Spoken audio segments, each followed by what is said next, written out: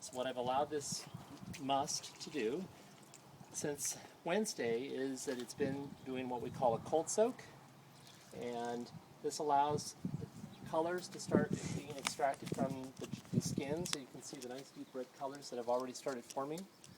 And so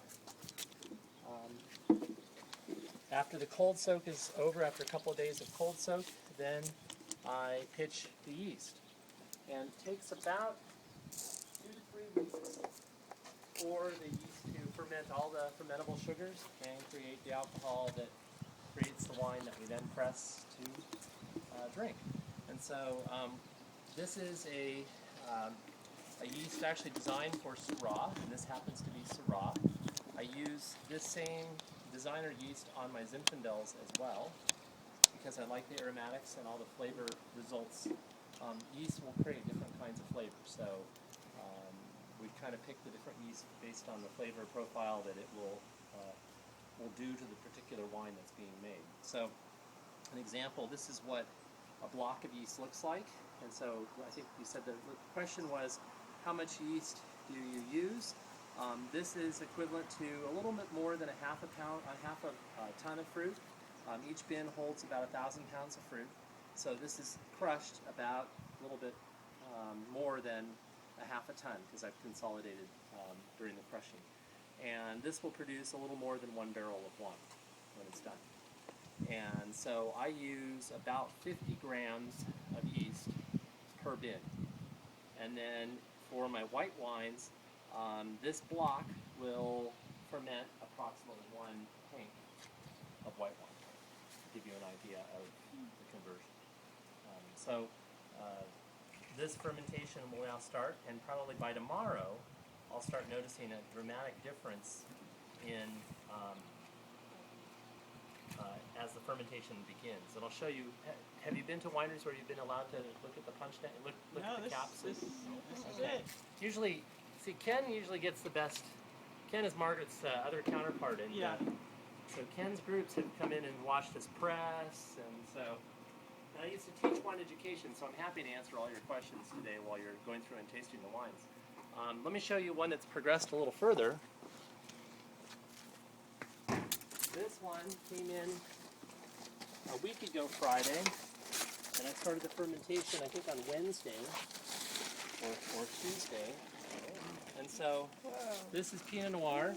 So it initially looked like the Syrah bin, and now what we have is a cap of skins. And during the fermentation process, the sugars are consumed by the yeast, and the byproduct would be alcohol, heat, and carbon dioxide. And the carbon dioxide float all these skins to the surface. So if I were to push this down, you can see all the carbon dioxide gas. And if you come over here and smell, you'll smell some nice aromas starting to come off. This is being made into wine. So this is Pinot Noir. Yeah. And I'm trying to see. Jump right in, huh? Yeah, it's hard to see the color, and Pinot Noir is a difficult one from a color perspective anyway. Let's see if I can. Yeah, it's kind of hard to get without getting a bunch of skins. So you can see the colors starting to form. Gorgeous. Yeah. Oh, could you do that one more time? That was Do you want more colorful juice? I can do more colorful juice than this one. So that's Pinot Noir. I'll show you one that's almost ready for pressing, so you can see the difference. And then if you want more colorful juice, I think it could look like a good tan. I promise not to flick anything white. This is Zinfandel that's really close to getting pressed. Notice there's very little action in terms of foam, but you can see the colors.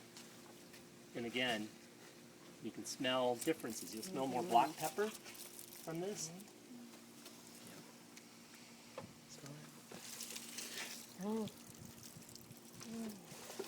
So this is Zinfandel that's going through. And so Can you just look at it and know? Pardon? Can you just look at it and know it's a Zin or a Pinot? No, not at this. I'm not that good. I can usually, if I smell, I can kind of tell by smell, but I can't tell by appearance at this point in the process, it would be virtually impossible for me to really tell. I could tell by tasting, I can tell by smelling, but I can't tell by looking. So how long did you say this has been? This is now almost 2 weeks, and this is going to get pressed next week. Okay. So we'll be pressing this next week. I'm trying to think if I've got, and everything behind me is Zinfandel too. This is about a week behind, or 4 days behind this one. So this will get pressed first.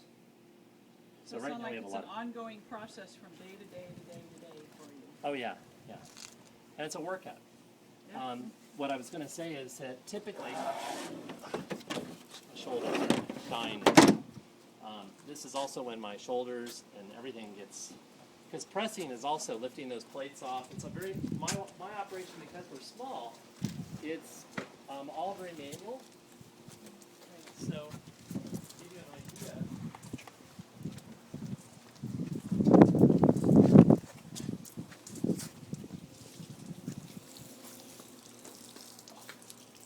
So, everything that you see, all of everything that's been crushed, the first stop at the crusher, is the device over there. That's our destemmer crusher.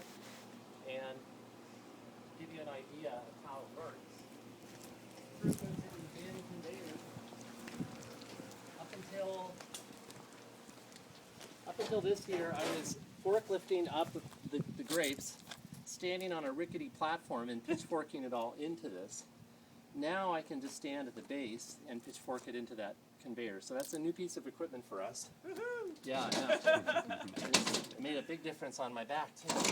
So what happens when the fruit arrives is that it gets put into the bin, and this basket will strip off the berries. The berries fall into these rollers, and the stems will get pulled out or fingered out and drop out here at the back. We load them into a little wagon, and then I dump it over on our burn pile. And so this is the first stop for the fruit when it arrives, both the red fruit and the white fruit. I have a different basket for the white fruit. It's a metal basket. It rips the berries up a little bit more, so I don't have to work as hard when I'm pressing. For the red berries, they come out a little bit more of a whole berry, and so that's better because it's a little more delicate for the red wines, because I have to ferment the red wines with the skins on. So this basket's interchangeable. I have two different baskets, and these rollers very lightly press. They don't really crunch or crash. They don't really press the berry very hard, because what's inside the berry is all seeds, and you don't want to create grapeseed oil, because if you squeeze the seeds, you create bitter tannins and get grapeseed oil. So this is called a destemmer crusher, because the crusher's in the bottom. And once this is done, then we come to the press. So all the bins have to be hand bucketed into this press, and the press will pull forward. That's a lot of work too. So we have to take the press apart during every run, and basically this is the size press I have. It's not a fancy push a button, walk away. Some wineries have those. I don't.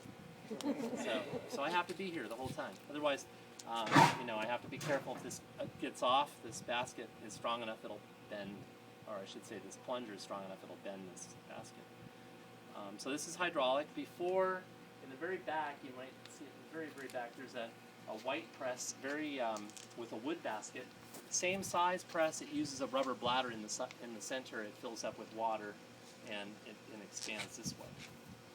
I went to a more, I don't know how you call it, automatic press, or at least a press with power, because I found that I was using a lot of water filling the bladder, and this is using very little electricity to run the hydraulic. So this has actually been I think, time saver in terms of the press also. And the stainless steel basket's cleaner, so that's also good.